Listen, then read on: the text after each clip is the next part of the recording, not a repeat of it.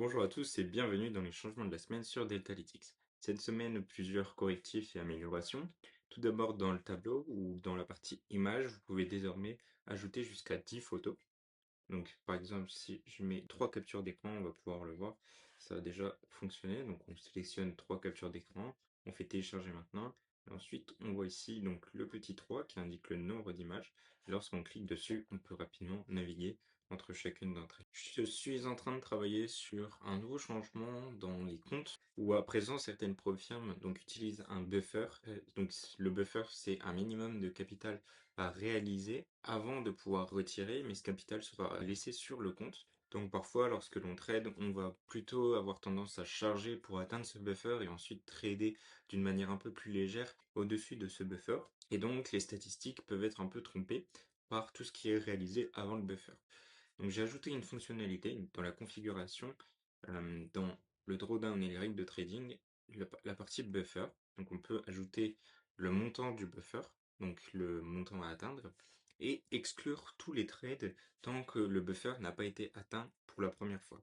C'est-à-dire que tant que je n'ai pas réalisé 2500 dollars de profit, tous les trades vont être exclus des statistiques sur le compte. Donc ici, le reste à atteindre, la perte maximale, etc. Ensuite, je ferai la répercussion dans les widgets aussi pour que chaque graphique ne prenne pas en compte les trades donc avant le buffer pour un compte donné. Et donc, ça nous permettra d'avoir des statistiques un peu plus lisibles et un peu plus cohérentes par rapport à notre trading effectif. J'encourage pas forcément à utiliser ce style de trading puisque lorsque je tradais, j'ai essayé d'avoir un trading cohérent entre ce qui est en challenge et en compte financé.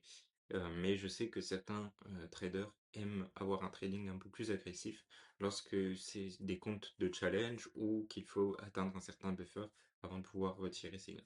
Un autre changement dans la partie d'import, où tous les fichiers importent avec un CSV. Donc, si je prends un exemple avec TopStep, par exemple TopStep X, et que j'ajoute un fichier, dans la partie sélection des comptes, on peut maintenant choisir plusieurs comptes. Donc si je crée un nouveau compte TopStep X1, mais que ce compte est aussi copié avec un compte TopStep X, un deuxième, je peux directement importer les mêmes données puisque ces comptes sont copiés pour ces deux comptes.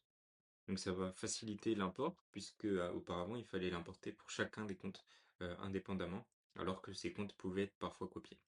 Donc là on va les retrouver dans le tableau de bord, TopStep 1 et TopStep X2. Et donc, si j'ajoute par exemple un graphique assez simple comme celui-ci, et que ici je filtre uniquement sur ces comptes, donc TopStep X, voilà, donc on voit qu'il y a des données pour le 28 octobre. Ici, je prends le TopStep X2, on a exactement les mêmes données sur ces deux comptes. Donc c'est tout pour les changements de cette semaine, j'espère qu'ils vous plairont. N'hésitez pas à me faire des retours dans les commentaires. Je vous souhaite une excellente semaine de trading et je vous dis à la semaine prochaine.